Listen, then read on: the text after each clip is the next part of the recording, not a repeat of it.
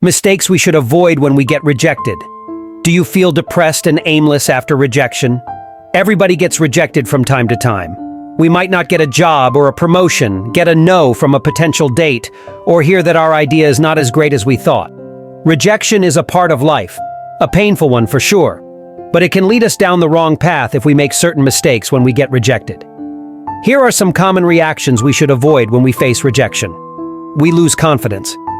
The first and perhaps most significant mistake is letting a rejection sap all of our confidence. We might feel that a single no invalidates all our efforts, but this is a mistaken perception. Just because someone doesn't like what we do, doesn't mean that it is bad. It just means that we may have to find another audience for it or modify existing work. It's important to build up our confidence based on our own effort and evaluation of our work. We stop looking for opportunities. Another common reaction to getting a no is that we assume that the no is all-encompassing. We feel that there is no point in looking for other options because we will surely be rejected everywhere. But this is not a rational decision. Everyone has different preferences, tastes, and possibilities. Someone might give us the reaction we are hoping for if we keep looking. One rejection doesn't mean universal rejection, and we should not assume that it does. We doubt ourselves. Another issue is that we start doubting ourselves. We might feel that the rejection is justified. Our idea is bad. We are bad. We should not try again. But it doesn't mean that we are not good enough. We might find the same opportunity elsewhere or the next time or in another context, because the rejection does not come as a sign that our idea is trash.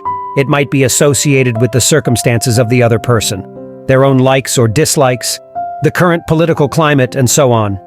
A rejection is not a reflection of the intrinsic value of what we do, rather of how appropriate it is for a specific person or situation. We settle for less. Once we get rejected, it can hurt our self-esteem, and it might make us think that our work is less valuable. In turn, we may have to settle for something that doesn't match our expectation because we feel that we can't get anything better. However, this is another irrational assumption. When we settle, we show that we don't value ourselves enough and might miss out on great opportunities. We should never stop looking for a better option until we feel that it truly works for us. We feel bitter. One of the worst mindsets we can develop after a rejection is a bitter one, where we feel that we are misunderstood or that others dislike us. This shuts down our attempts to keep trying, to keep looking, to get better. Instead, we just stop trying and adopt a hostile attitude that is destructive to our well-being and our creativity. We stop sharing. Isolation might feel like the safest option after a rejection. After all, if we don't share our ideas, nobody can make us feel bad about them, right?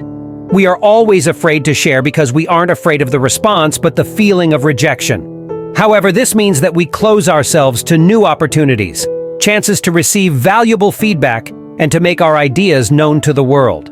Rejection hurts, but it doesn't mean that we have to stop being vulnerable, as often it is the only way forward. Shutting down can make us safer, but it won't take us closer to success. Rejection is a part of daily life, and we need to handle it constructively. What can we do to improve? Is there a lesson to learn? Who might appreciate what we have to offer? Using rejection as an opportunity to improve and keep trying is the best thing we can do. Most fears of rejection rest on the desire for approval from other people. Don't base your self-esteem on their opinions.